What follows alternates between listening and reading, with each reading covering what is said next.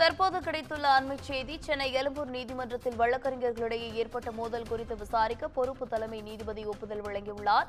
வழக்கறிஞர்கள் மோதல் வழக்கை நீதிமன்றம் தாமாக முன்வந்து விசாரணை நடத்த கோரி வழக்கறிஞர் முறையீடு செய்யப்பட்டதில் இந்த தகவல் வெளியாகியுள்ளது. கூடுதல் விவரங்களோடு இணைகிறார் செய்தியாளர் சுந்தரம். வணக்கம் சுந்தரம், விவரங்களை வழங்கலாம். அதாவது கடந்த வெள்ளிக்கிழமை அன்று எழும்பூர் நீதிமன்றத்தில் வழக்கு ஒன்றை மற்றொரு வழக்கறிஞரிடம் கைமாற்றி வருவதற்கான பேச்சுவார்த்தை நீதிமன்ற வளாகத்தில் நடைபெற்றுள்ளது. அப்போது வழக்கறிஞர் செந்தில்நாதன் தரப்பினருக்கும் வழக்கறிஞர் விஜயகுமார் விமர் உள்ளிட்ட தரப்பினருக்கிடையே தகராறு ஏற்பட்டுள்ளது. இந்த தகராறில் சுமார் 20க்கும் மேற்பட்ட வழக்கறிஞர்கள் மாறி மாறி கைகாலும் அங்கிருந்த நாட்களையும் அடித்துக் கொண்டுதான் பெரும் பரபரப்பு ஏற்பட்டது. இது தொடர்பாக உடனடியாக சம்பவ இடத்திற்கு வந்த எழும்பூர் உதவி ஆணையர் தலைமையில் போலீசார் விதிக்கப்பட்டு சண்டை தடுத்து நிறுத்தி தாக்குதல் ஈடுபட்ட வழக்கறிஞர் விஜயகுமார் விமர் உள்ளிட்ட 5க்கும் மேற்பட்ட வழக்கறிஞர்கள் காயப்பட்டு மருத்துவமனையில் அனுமதிக்கப்பட்டனர்.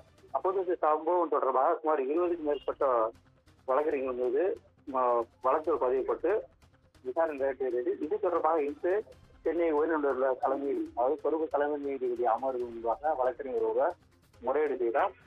அதில் இந்த வழக்கறிஞர்கள் முறையீடு, அதாவது பிரச்சனை தொடர்பாக புதிய நடவடிக்கை எடுப்பதற்கு தாமாக முன் வந்து விசாரணை எடுக்க வேண்டும் என்று முறையீடு செய்தார். இதனை ஏற்றுக்கொண்ட பொறுப்பு தலைமை நீதிபதி அமர்வு இந்த வழக்கு தொடர்பாக தாமாக முன் வந்து விசாரணை நடத்துவதாக ஒப்புதல் அளித்துள்ளார்.